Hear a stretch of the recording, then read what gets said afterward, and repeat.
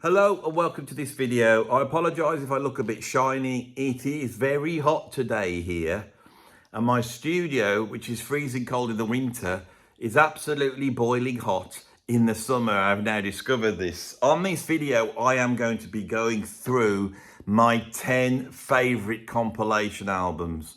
Compilation albums isn't a greatest hits album. It's an album that has different artists on it and usually explores some sort of style. What's interesting is I usually get a compilation album of a certain style when I don't want to spend all my time going through all the artists and buying their albums, but I do want something in my collection to represent that style. So this will often cover styles that aren't my absolute favorite, but I do like very much. Or I have bought these albums to explore that style, and then I have gone on to buy albums by the artists featured on this wonderful compilation album that I've just bought. So I've got 10 here. I've got 5 CDs and 5 vinyl. They've been picked from my collection back here, which is the big theme at the moment. Is I'm going through my record collection in depth, so you'll get an idea of what I actually own, which might be quite interesting. Shall we just kick off at number 10? Right, at number 10, and this is in no particular order. I couldn't rank these, although the last ones I'm going to look at would definitely be at number 1. So you got a number 1 and then a big soup of compilation albums. Right, here I've got a couple of these and I love them very much. And I pulled out my favourite one, I think, which is from the MC Mastercut series, Classic Jazz Funk, the Definitive Jazz Funk Mastercuts Volume 2. I had a lot of these. I nearly pulled out the Parliament one.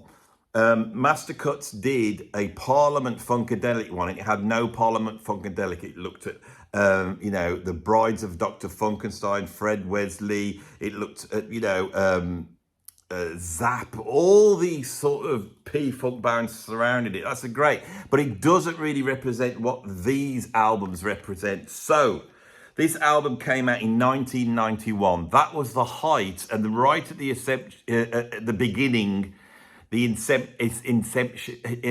inception. See, I could get there in the end. The inception of the acid jazz movement, which was really created, I believe, in the UK by Giles Peterson. At the end of the 80s, we had a big dance music thing happening in the UK, imported from America. More of that later in this video.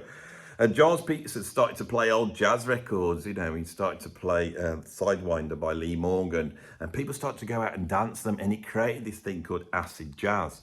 Now, before this, many of the hip-hop types had been searching through old funk and jazz funk and even, krautrock and prog albums looking for samples and breaks. And people started to become very interested. And that's why it says Mastercuts, right? Now, here, what we've got in here is a whole ton of what we could call Fusac. But this is Fusac that has gone through the quality control of British acid jazz DJs. I have a friend called Damien, and he is one of these types. And back in the old days, he owned around about 30 or 40,000 vinyl in his house. And it was all the original records that had feed into hip hop and later dance music. And if he gave you an album, it might be some obscure, cheesy jazz funk album, but it would be cool. Now, us mere mortals might go in and buy an Al Jarreau album, and then when we get it home, it's horrible, right? But they're the right ones to get, and this sort of directed you to it. So, what's on here? Well, it opens up with, there's some incredible artists here. It opens up with Could Heaven Be Like This from 1977 by Idris Muhammad. Then it goes into Brazilian Love Affair by George Duke. What a track. I knew that one already when I bought this.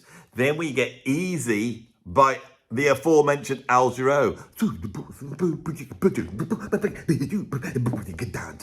And then we get the very cool Dominoes by Donald Byrd. Then we have To Prove My Love, great bass line from Ned Doheny. And then we get Snowblower by the B. Baker Chocolate Company from 1975. These are classic Mastercuts. These albums are worth their weight in gold, and they look like they were made out of gold, don't they? Then from Roy Ayers, we get the slightly dodgily named Poo Poo La La. I don't know what a Poo Poo La La is, but the late great Roy Ayers definitely did. Then we get from Tania Maria a little bit of Latin jazz funk. Come with me, come with me. Absolutely brilliant. And then Herb Albert, he didn't make any cool albums, did he? Yes, he did. In 1979, he did a track called Rotation. Really cool. Then we've got David Sanborn with Chicago Song from 1987. That can't be any good. I can't remember that one. And it's the 12-inch mix of it as well. I'm going to have to go and check that out. See, this is why I love it. I've got to check that out now. I can't remember that. Then we get the new Killer Joe from Benny Golson that he made in 77, and it finishes up with the Crusaders. I never mentioned the Crusaders. I don't own a Crusaders albums, but I got a few of their tracks on here. I think I got Randy Crawford albums as well. The Crusaders, 1976, classic funky Crusaders. You know, what a band. I saw them live once. They were amazing. I love it all. So, I do have a love-hate relationship with Fuzak, and that's where the love is. What a great album. Now, we can get heavier into the jazz now, or we can leap off that sort of 70s Fuzak jazz into dance music. I think we're going to do that next. Right, with this one. Yeah. I've actually got 2 CDs here. In around about 1999, I got involved in the UK garage scene. So I was making garage. I wasn't a massive garage fan, but the job had come up and people were feeding me tracks. And we did quite well, and we got some releases. We started to remix. And I was down at Punch Records in Birmingham, chatting away with Ammo about garage. And he says, do you like house music? And I went, no, of course I don't like house music. No, I don't like it. And he said, have you ever listened to deep US house? And I went, no. And he put a record on, and it was on a label which was called Nude. It was part of the Naked Music series. Now, I went and got 2 compilations. I'll show you this one here. This is the first compilation I had of that album. This is a compilation of deep US house, right? So on here we've got At Jazz, Extended Spirit, Robin Jones, AIM, Pim Precker, David Warren, Two Car Project, Attaboy, Petal Pusher, Moss, Jonathan Moran, The Rules, and Lovetronic. Now, of those, I know Petal Pusher, Attaboy, I remember At Jazz. This is very deep, heavy, jazzy influenced house music, right? And I realized that there was an esoteric art form, and it was this stuff, and it was this label, Naked Music New York City Recordings, that I love the most. So I went and got this compilation, and then I managed to search out this very rare compilation here on the same label, right? New Dimensions. And this has got a whole bunch of incredible stuff on, but it has, and I can only just about read it on here, it has a track called Surrender, which is by the aforementioned Petal Pushers. Now, I remember that name because they were, at the time, 25 years ago, my favourite house group. I couldn't tell you much about this, but there was a time when not only did I love this album, but I was studying it deeply to try and get my head round house music. It'd be worth going and checking some of this out. From there, I started to listen to Masters at Work, and you start to realise there was a deep influence of jazz in the US house music. Right, next one on the list, which will be sort of number 8, is we've got some jazz fusion compilations that are dead cool. I'm going to start with this British one.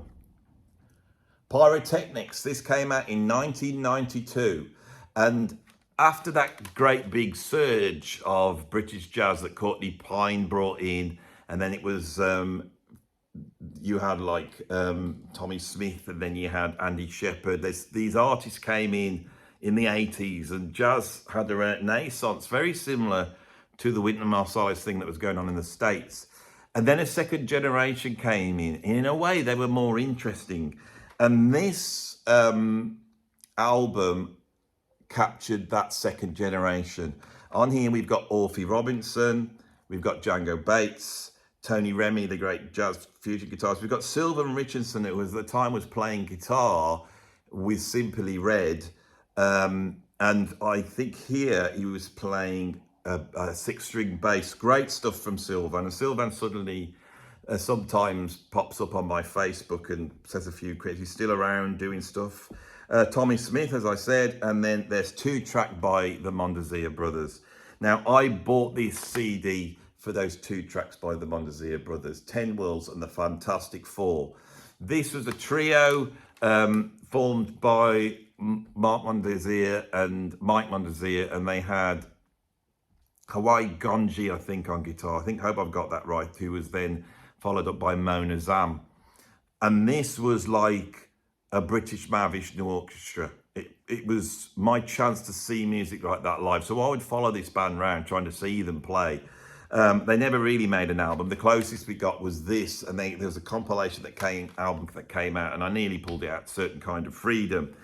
This one was put together by Technics and Blue Notes, and these sessions were run by them. It wasn't just grabbing the tracks. They actually did these sessions for this, and it's wonderfully recorded. Now, Mona Zam I'm in contact with, Mark Mondesir I'm in contact with. I would be very interested to find out about what was going on here, because I don't know who else remembers this, but this was a big deal for me, and I devoured this album at the time when it came out. And for me, what was going on there was far more fusiony. It was far more experimental. They seemed to get past that sort of modal jazz thing that Courtney Pine was pushing and Andy Shepherd was pushing at the time, and got into more fusiony areas. The Tony Remy stuff is real heavy fusion, as is the Mondesir brothers. Django Bates was like almost like a British Zappa. He'd come out of Loose Tubes. And the track he does on here, which is incredibly complex, 3 Architects called Gabriel, Just What I Expected, influenced my second solo album called The Twitch. In fact, I grabbed little sound bites off that album. If you want to go over and become a subscriber to my Bandcamp, go and check out my album, The Twitch, which is full of very virtuosic drumming that I was into at the time, very, very complex. Right, let's move on to some more jazz fusion compilation albums.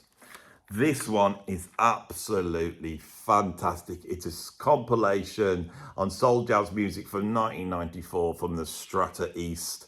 Now, what was Strata East? It was a label in the early 70s that was exploring that darker African street fusion that no one ever talks about. It's probably best exemplified by the sort of music that Gil Scott-Heron was making or Curtis Mayfield. But behind that, there was a whole ton of American jazz musicians that were doing some heavy stuff, heavy fusion. I've never mentioned it on the channel before. Let's just look at what's on here. It actually opens up with Peace Go With Your Brother, which is from 1973, very early Gil Scott-Heron track there. You've got Brian Jackson on electric piano, Gil Scott-Heron on electric piano, very simple track.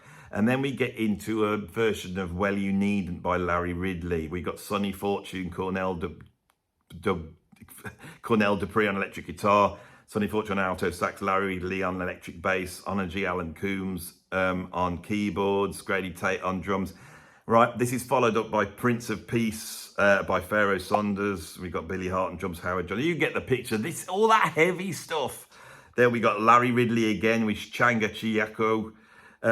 Then Clifford Jordan with a tune called John Coltrane's got Billy Higgins on drums and vocal. Bill Lee on bass and violin. Charlie Rouse then comes in, who played with Thelonious Monk, and now he's doing some fusion stuff from 1974 with the Ayetu on percussion, Stanley Clarke on bass. Right, this is heavy stuff. Then we get The Bottle by Gil Scott-Heron. That's followed by Stanley Cowell's Traveling Man, where he does the sort of African piano thing. Absolutely wonderful. Then First Impressions from Shamek Farrar.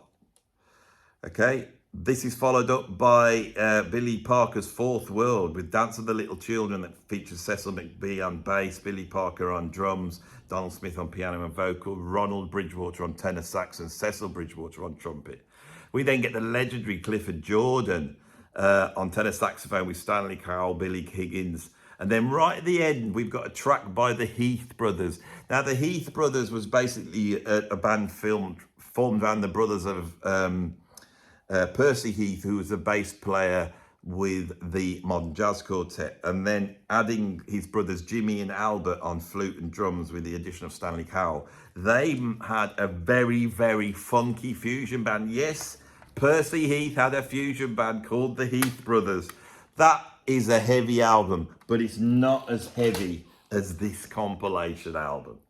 This here is compiled by Giles Peterson, and it's called Talking Jazz 2. I've got both of these, and these are called Themes from the Black Forest. And what we basically got here is stuff that was on the MPS label. Now, I knew the MPS label because the George Duke stuff was on there in the early days.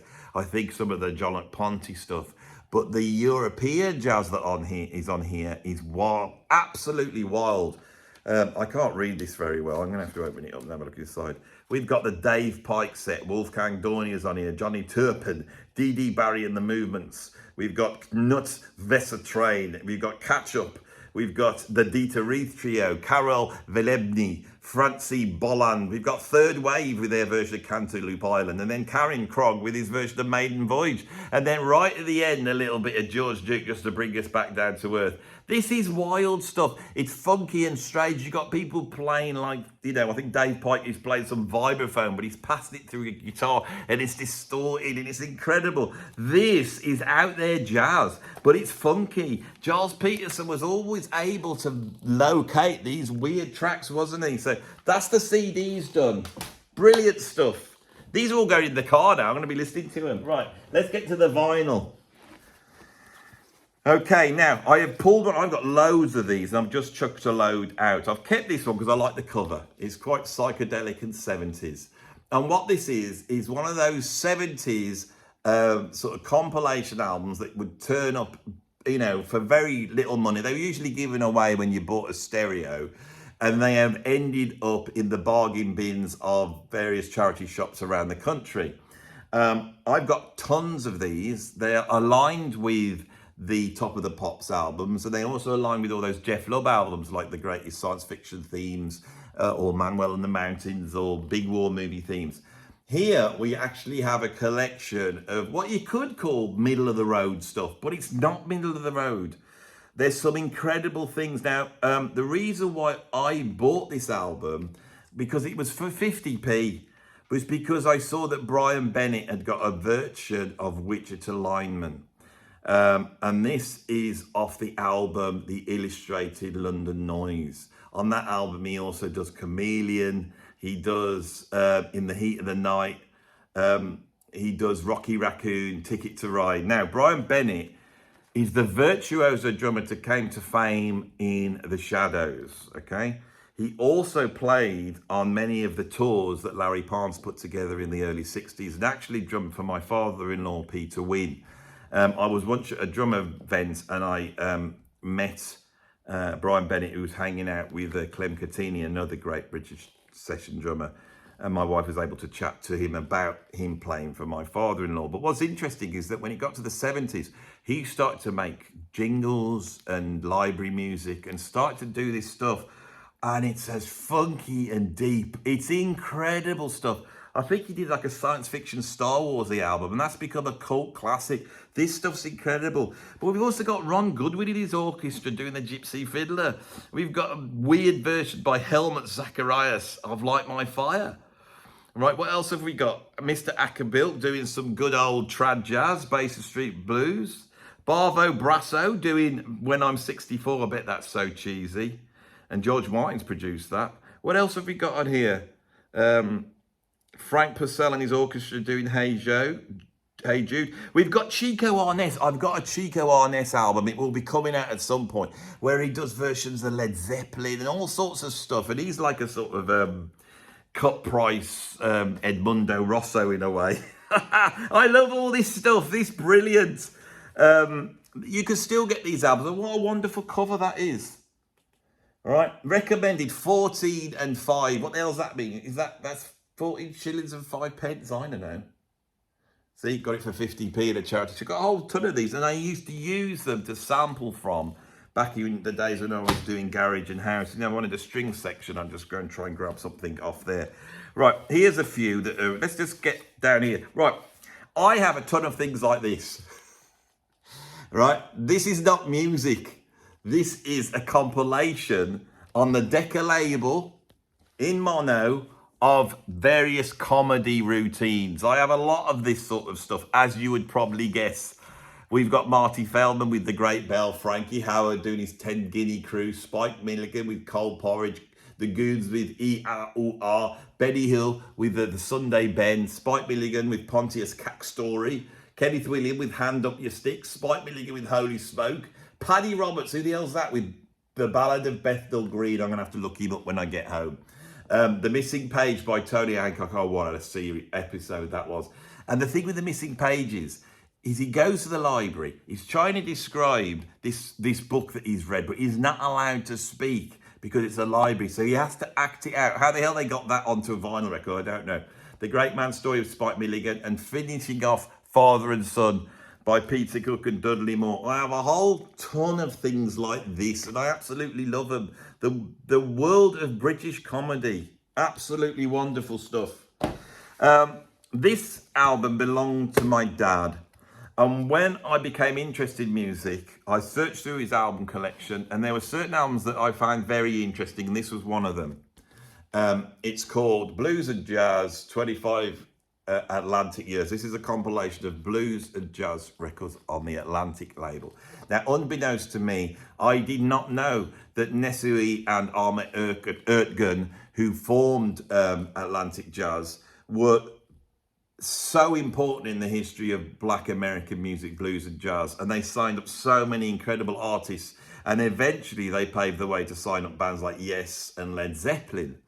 What we have on here is a whole ton of stuff, and as I got interested in music and I was reading about it, my dad's jazz record collection, which was a lot of big band stuff and a lot of cool West Coast jazz, he didn't have the Coltrane. He didn't have that type of stuff. But Coltrane's on here. Charlie Mingus is on here.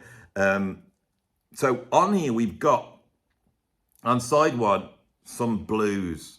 And some of this is proper blues. Some of it is funky blues. We've got Joe Turner with TV Mama. The great Joe Turner. That great big voice. And he's got Elmore James on guitar, Odell Payne on drums. This was recorded in 1953 and it just swings. Then we've got from Billy and Dee Dee Pierce, Shake It and Break It, some dirty, real dirty blues there with a whole bunch of great people. We got King Curtis and Champion Jack Dupree with Get With It, and that's from 1971. A lot of this is very funky stuff, right? Les McCann and Eddie Harris, we've got the whole 8/18 version of Compared to One. I've heard that since I was born, and that was the track that I kept going to because it was like fusion, it was like jazz rock. It then finishes with Ray Bryant with a solo piano piece called After Hours. Flip this over and we get Charlie Mingus with Oh Lord, Don't Let Them Drop That Atomic Bomb on Me, which I never heard anything like it in my life, followed up by John Coltrane. That was the track. When I realised who Coltrane was, and I realised that my dad had a track, and what a track to have. I'm like 13, 14, and I'm devouring every day Giant Steps, trying to work out what the hell's going on. We've also got a great version of Take 5 by Dave Brubeck with Jerry Mulligan on. We got The Sheriff by Modern Jazz Quartet, which I already knew, and you got Herbie Mann, New Orleans. That's a funky track. It's only 2 minutes long, but it's from 1968, before Herbie Mann got a little bit middle of the road. We're back down to the last two now, I think. So this I bought, or to be more accurate, my brother bought in 1987, and I nicked it off him when I realised how great it was. The Def Jam Sampler. This came out in 1987, representing this move of hip hop from being a sort of novelty music form to a serious music form. On here we've got Aaron Juice Jones with Here I Go Again, Chuck Stanley with Day by Day. We've got Tashan with Chase the Dream. We've got Aaron Juice Jones with The Rain. We've got the Beastie Boys, Fight For You Right on side 2. Public Enemy, Time Bomb. We've got LL Cool J, I Need a Beat. An original concept with Bite My Styly, right? all from 86, 85. Of course, it was side 2 that grabbed us. And for me, it was the Beastie Boys, but most importantly, that version of Time Bomb, which is off the first Public Enemy album, which I now own. And that's the one when it just sounds like they've gone into the studio and done it live. You got 2 turntables, some microphones, and it sounds like they've almost mic'd the PA up on some of them. It's so fresh and exciting. That is a hell of a record. The Def Jam sampler. So many of us got turned on to hip hop at that point. I know a lot of you don't like hip hop, but I do. And it was that album that I heard when I was 19 years old. Young enough to be open enough to it, you see. Right, we finished with the 2. I've got volume 1 and volume 2 here of the greatest compilation albums ever made, and the albums that basically are the reason why I'm here. I want to talk about these albums because they are so massively important in my development, and I bet they're massively important in many of yours development. On K-Tel Records, you know, that label specially set up, you know, that would cram so many tracks on a side that you'd probably get about half an hour and all the grooves would be really tiny. So you'd have to turn it up real loud. From 1980, I have Axe Attack 1. Just look at it. One of the first albums I ever bought. I think I got this in 1980. I think it could well be the first album I bought. I then bought Ace of Spades, and I bought The Police Regarded de Blanc. That's what I remember buying album-wise. But this could well be the first album. And why did I buy it? Because as a kid, it seemed like a good bet because I'd got into what we called heavy rock back then, and it had everything on here. Now this here, every track on here I love, because I devoured every single one. The bands on here, some of them I became obsessed with, including All Night Long. That was a hit for Rainbow in February 1980, and that was the moment that I moved from listening to like B.A. Robinson and Barbara Dickinson or whatever it was, to listening to rock music. It was Rainbow that did it in February 1980. Looking magazine, which was a kids magazine, ran an article on heavy metal, especially the new wave of British heavy metal. I read that, noted down the names, and then this album came out, and this is a bargain price, and it got Rainbow on the start, and then all these bands I'd read about, including Ian Gillan with Running Whiteface City Boy. Now, how many of us were massive Gillan fans? It's all going really dark here, isn't it? Hang on, I'll just turn the brightness up a little bit. Here we go. That's a bit too much there. Because I'm very shiny. I turned it down because I didn't want it too shiny, but it's going dark here. Right, that bit better. The Gillan Band, those 4 albums, absolute classic. Bridging sort of Deep Purple, those classic rock albums, and the new wave of British heavy metal. And that album had some incredible players, so full of personality, and so many of their tracks were double time. This is where the new wave of British heavy metal came from. No one talks about Gillan anymore. What a band that was. Absolutely incredible. That's followed by Breaking the Law. I can remember watching that on Top of the Pops. Then we got Cat Straps Fever by Ted Nugent. Make It Real Fantasy by the Scorpions. What a track. Race with the Devil by Girls' School. I loved Girls' School. Nobody mentions them, but they were a brilliant band. Part of the new wave of British heavy metal. Absolutely amazing. And then we've got Doctor Doctor by UFO. Probably the first time I heard them. Went out and bought A Stranger in the Night. That was it. Side 2, AC/DC Highway to Hell. Whitesnake, Ready and Willing. Iron Maiden's Running Free, their first single. That's their debut single. Aerosmith's Sweet Emotion. Best thing they ever did. You Got Living by Frank Marino and Mahogany Rush. Right? I thought that was Rush. You know, so, and I couldn't believe the guitaring on that, Frank Marino. Then we got Paranoid by Black Sabbath, and then Motorhead, Bomber, Ace of Spades has not come out when they put that together, or that would have been on. Absolutely amazing. They follow that up with this one. It's got the follow-up single by Rainbow, Since You've Been Gone. Then we got Ace of Spades, Motorhead, Black Sabbath, Die Young. You know, by this time this album came out in 81, I'd got a Black Sabbath album. I knew who they were. But then to hear this with Ronnie James Dio, I was like, oh, what's going on here? Amazing. Sophisticated rock from Black Sabbath. That's what I remember thinking. Samson, Earth Mother, featuring Bruce on vocals, who became Bruce Springsteen, didn't he? And had a massive hit record with Born in the USA. You don't know that, did you? That bit's not true. Michael Schenker, Armed and Ready. Incredible. With one of the worst music videos known to man. That video, which they tried to make with just the singer and the guitar, so there's no drummer. And I think it got put out in Japan. and they called it Armed Lady. Yeah, go and check it out. But what a track. And that first Schenker album was amazing. I love the follow-up with Cozy Powell on. I thought those albums were amazing. And then Rush the Trees, 1981, my first slice of proper prog, no doubt. But it was heavy enough for me to just go, oh, that's metal, that is. The Scorpions, The Zoo, how crunchy was that riff? Turn It Over, Ain't No Love in the Heart of the City. I took this album into school, into religious studies. They wanted us to bring a love song in. I took that one in and played it to the teacher, and she liked it. Then we got Murders in the Rue Morgue by Iron Maiden, Rock Brigade by Def Leppard, Flesh and Blood by Ted Nugent. I love Ted Nugent at this point. Mutually Assured Destruction by Ian Gillan. I hated that, too depressing. I heard it the other day, absolute masterpiece. Godzilla by Blue Oyster Cult. Why are Blue Oyster Cult rubbish? And yet when they do a good track like Don't Fear the Reaper or Godzilla, it's like the best rock track ever made. Godzilla's probably my favourite one on here.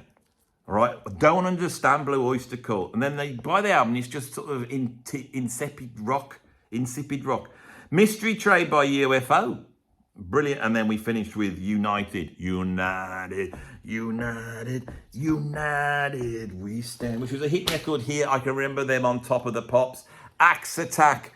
I managed to nail this video in 30 minutes, which is what I wanted to do. I hope you like this approach. We're back to proper YouTubing, getting the albums out, talking about the albums. I know they're not all objective, and they're not like the 10 greatest albums of this, but this is something else. And I'm enjoying myself, and I hope you're enjoying yourself. And we're not just talking about the same albums over and over again. We get